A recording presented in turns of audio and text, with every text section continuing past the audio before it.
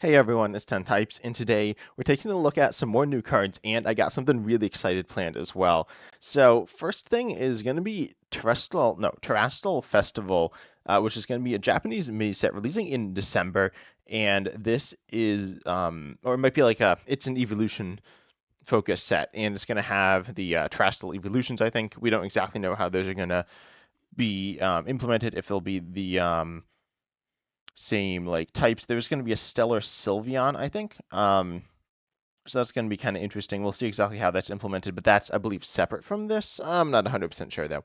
But so we're going to get each evolution as probably a Terra Pokemon, and this is going to be really cool. I'm going to take a look at evolutions in just a moment, and past ones to kind of think what will I don't know, to just take a look at like the different ideas we've seen in the past. But I will be doing a contest on my channel where I'm going to see if you can make different ideas for the evolution EXs, because I think they will be EXs at the very least, even if they're not Terra Pokemon.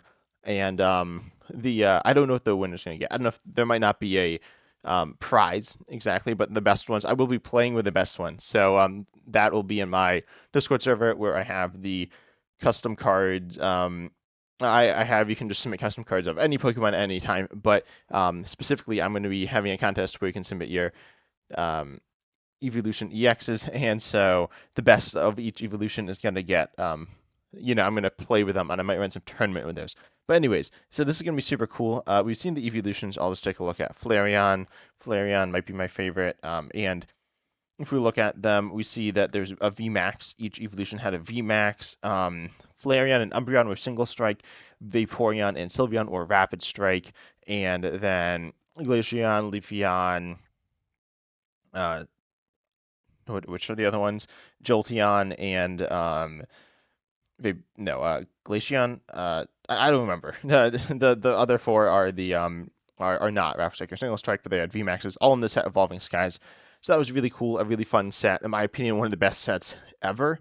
At least at the time, it had a lot of really powerful cards and a lot of VMAXs, including all the evolutions. Not all of which are good. Flareon is probably the worst of them, but not terrible. And the rest were some were really solid. Umbreon VMAX, Leafeon VMAX, Jolteon VMAX, arguably Sylveon VMAX were really good. And Espeon VMAX was really solid. Um, and then Vaporeon VMAX, Glaceon VMAX, and Flareon VMAX weren't that good. Flareon was the worst of them. And then I don't know if we're going to have EVs for the contest. I won't be having people make EVs. We'll just use standard EVs when we're going to play with those cards. But then we also have all the evolutions in standard. I think if I search Eon, yeah, no, they're not going to show up. But all the evolutions, do I believe, have exactly one card in standard. I could be wrong about that, to be honest. I'm not 100% sure, but I think they all have one, exactly one. The three Gen 1 Pokemon, Gen 1 evolutions, have Pokemon that look like this. Their first attack's a little different. Second attack's essentially the same, though, just different types, of course.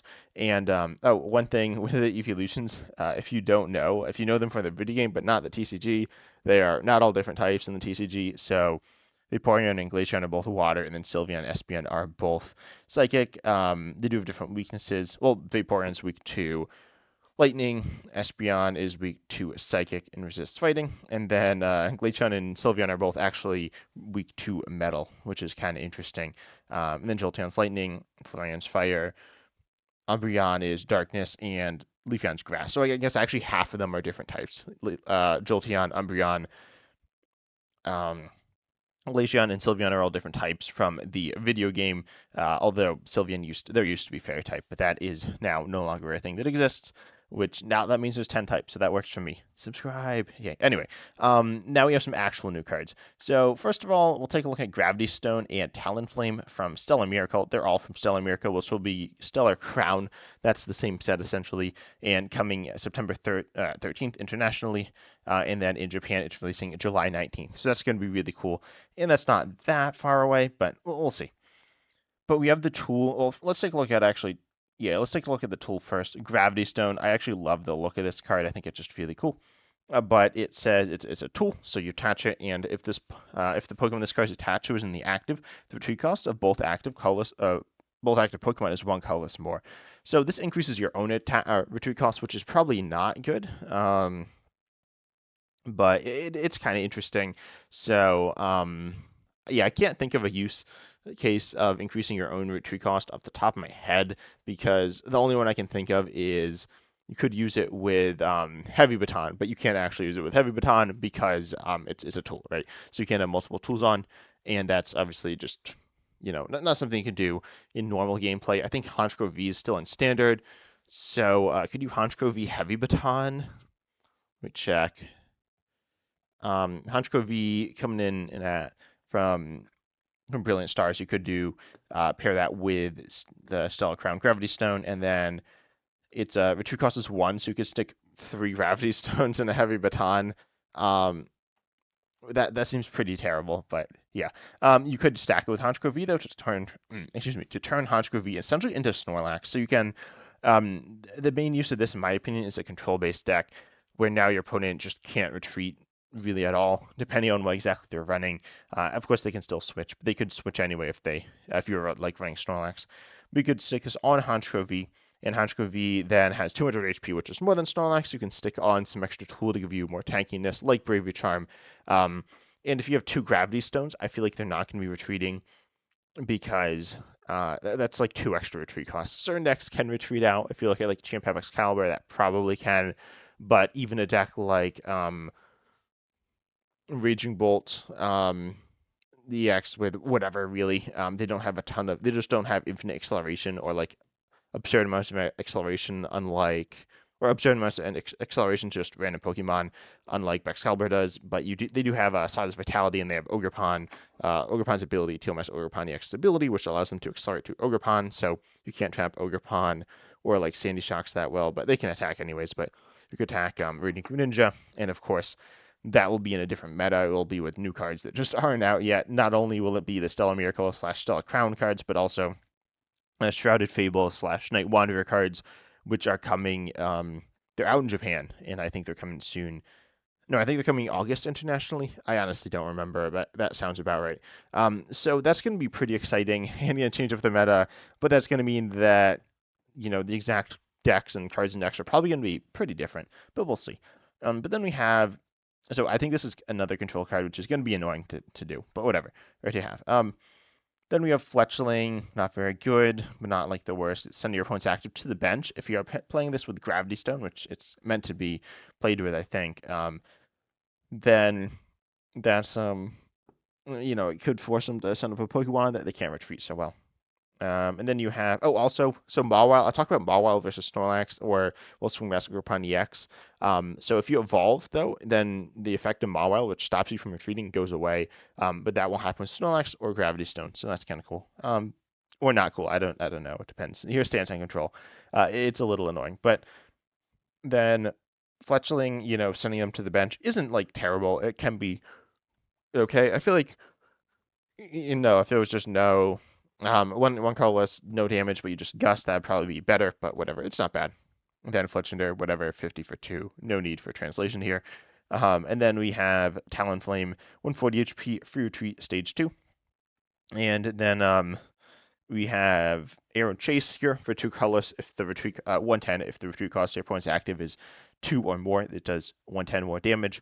So you could Gravity Stone. A lot of the attackers in the game have actually have 2, I think. I'm trying to like think. I was just thinking of some random Pokemon, but it depends, right? So let's take a look at Dragapult.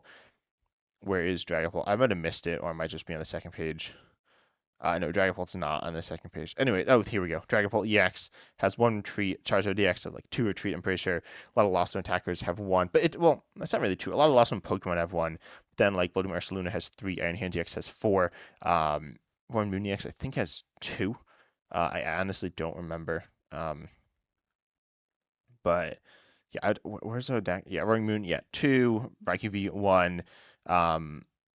A lot of the other ones are just 1, and so you got like a lot of weird stuff. Champ House 2. So most aren't free though. Essentially, none of them are free. So with a Gravity Stone, you will be doing that 220. That being said, 220 for 2 colors on stage 2 with very low HP. Free retreat like isn't helping it that much. So the damage output is the big thing you want to look out for in the HP. And I talked about Snorlax. Snorlax has more HP than Talonflame, but it's a basic, so that's not ideal. Snorlax certainly high HP for a basic, but like it's not absurd. Talonflame's just pretty underwhelming here. But you're able to do solid damage output, so it's cool. I think Talonflame is a fun Pokemon. So yeah, not the best card though. I don't think there's some Talonflame or a Talonflame in Standard. I think I honestly don't remember. Um, oh yeah, so there's this one this one says they can't retreat. That's not that good. Um, yeah, some other Talonflames you could kind of like make a Talonflame deck if you really want to, but it's not that good. And we got the low HP, one energy attackers on the other one though, so that's kind of fun. But not the most powerful cards in the game, but Gravity Stone, really solid. This card could be nice as a control card or in like other things. A lot of people said Spite Up CX. Spite Up CX is a card that does more for card in the retreat cost or energy in the retreat cost. You could also use Spite Up CX with Talonflame, but probably don't do that because Talonflame's not that good. But Spite Up CX is like all those Spite Up excuse me, Spite Up CX also isn't that good, but it is what it is. But then we got Orthworm EX here. This is with Kerpow Return. Like, what is this ability name? This is almost definitely not what it's going to be translated as, but it's funny. And 220 HP, which is like for metal Pokemon. Metal Pokemon are often tanky. Wait, what is Orthworm? What's Oh, that's two different legs, I think. So Orthworm with well, okay, I know what Orthworm is, but like this looked weird. I thought it was like rotating, but I don't think that's what's happening. Anyways, 220 HP, kind of low for metal. Metal's like has some options to tank up though, but whatever. It's not going to be super tanky most likely, but um, I mean you can do Full Metal Lab, which is I honestly don't remember. Is it energy attached? No, just metal Pokemon. So you'll be taking 30 less and then with Full Metal Lab, you can have Bravery Charm, so then you have essentially 300 HP, which is really nice. But I mean, that's like certain pieces. But then you have Kapow Return when this Pokemon is damaged by an attack from your opponent's Pokemon, even if it's knocked out. But it doesn't have to be put 2 damage counters on the attacking Pokemon your opponent's active, unless it's Alakazam EX for each Metal Energy attached to this Pokemon, and it's not damaging, no weakness applied there. But that's pretty interesting. It doesn't need to be for each card. So if you did this and expanded with counter energy, which I believe will work, then that could be a thing. But Rock Tomb here does 150 for 4 colors as well. During your opponent's next turn, they can't retreat. That's pretty terrible, to be honest, that attack. 150 for 4. The like not retreating thing is so useless. It's not useless, but it's pretty underwhelming. The amount of scenarios where that's good are almost none, because like, why would they be retreating? You're not trapping some support Pokemon in the active with this. Maybe a Pidgeot EX for 1 turn, which could be useful, I guess. But that's really the only use of it because most supporting Pokemon have like lower HP or higher retreat costs, or both, honestly. So like Barrel, you're just knocking you out, right? But whatever.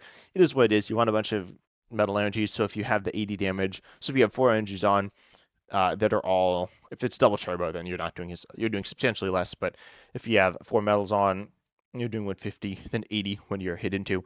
So hitting 230 is pretty solid, but not like it's awkward. It's an awkward 230, so I don't love it. But you could kind of make this tanky and try to keep it alive a few turns, so you get a bunch of value out of it, which is kind of interesting. You could actually have it as a loop, penny loop it where you just play it down over and over again, but that seems kind of sketchy. This Pokemon's not that good, but it's kind of fun. Next up, and the final cards we have today are going to be Raging Bolt and Iron Boulder. Raging Bolt's kind of interesting here. It does for lightning fighting. Well, first or second, the second attack here, it's 130 for 3, which is whatever. 130 HP, which is actually low for Ancients, I guess. I mean, 140 is like the standard in my opinion, but well, Roaring Moon, Single Prize Roaring Moon, and Single Prize Koraidon both have 140, but Raging Bolt here having 130 is not bad. Lightning Fighting, Raging Thunderstorm, it does 30 damage to one of your opponent's Pokemon for each energy attached to this Pokemon. That's pretty interesting, but how do you get the energy on, right? You can do Sawdust Vitality, and you could certainly get the 2 energy on pretty easily. This could be a tech option in Ancient Box, but it's pretty awkward. Right now, Ancient Box is, a lot of people are moving away from playing it as like really a box deck or a toolbox deck, and only having one main attacker in Roaring Moon. You do Flutter Mane as well, but some people aren't even playing Koraidon. I admittedly think some people are playing Walking Wake. I find that not that good, like, because you don't attack with Walking Wake. It's just there to get discarded, but if you don't have Koraidon, I can't see you playing Raging Bolt. You could do like Raging Bolt and Koraidon and only a few Roaring Moons. So then you can focus on this Raging Bolt and building it up over time. So you accelerate to 2 Raging Bolts and then you attach. So essentially you accelerate 3, or you accelerate 2 energy every turn, attach. So you have 3 energies every turn hitting the board, which is kind of interesting, but you can just Raging Thunderstorm for 90 snipe every turn, which isn't like that good. If you're hitting 120, that's okay. And if you're tanking hits, it's really solid. But I don't think you're tanking hits, even with Ancient Boost Energy Capsule going up to 190 is not a lot. I mean, it's not terrible, but it's not necessarily surviving hits from like Dragapult EX. It's not surviving hits. It will survive a hit from Charizard EX potentially, but they're probably just going to Lost Vacuum you. So, because that's a very consistent deck in the mid/early game, which is when you're going up and attacking. I think Raging Bolt's a pretty fun Pokemon, but unfortunately, I don't think it's very good. And then we got Iron Boulder here, which is a Psychic basic Pokemon with 140 HP. It's a basic future Pokemon as well. Also, I am really excited to see that they are printing more ancient and future Pokemon, even if it is the same Pokemon over and over again. But, whatever. I mean, we've only seen one Raging Bolt and one Iron Boulder. Anyways, both as EXs, so it's fine. It's cool, I guess. But we will never see Evolution Ancient in the future Pokemon unless they do something different from the video game, which is a bit disappointing. But the cards we've seen have been like kind of cool so far, or pretty cool for basic Pokemon. Just they could be, I would like to see more interesting things, more interesting abilities as well. Most of them just haven't had abilities, I think. Some have just had attacks, which is kind of boring, but whatever. This is not a boring Pokemon, in my opinion, though. Adjustable Horn for Psychic Colorless, and it does 170, but if you don't have the same number of cards in your hand as your opponent, it does nothing. So this is pretty interesting. I've recently on the podcast with Uncommon Fossil, the reasonably effective podcast, talked about reworking a Weird Year, which is kind of similar to this, much worse in my opinion, but still interesting. And Iron Boulder is really it's really solid. I mean, 170 is not amazing, but it's not bad. I think you pair this with Zadu, which accelerates Psychic Energy and then draws cards, and this will grow your hand size and also obviously get the energy on. You could do like future stuff to power this up, but it's pretty awkward because you obviously need the same number of cards in your hand as your opponent. You're looking at something like Judge, Unfair Stamp, or Iono to shrink their hand size. Iono is a little sketchy because it might not draw you enough cards or it might not put your opponent down to enough cards. And then, of course, Unfair Stamp is going to put you, well, Judge puts you both at 4, but then you can't play any of your cards you just drew.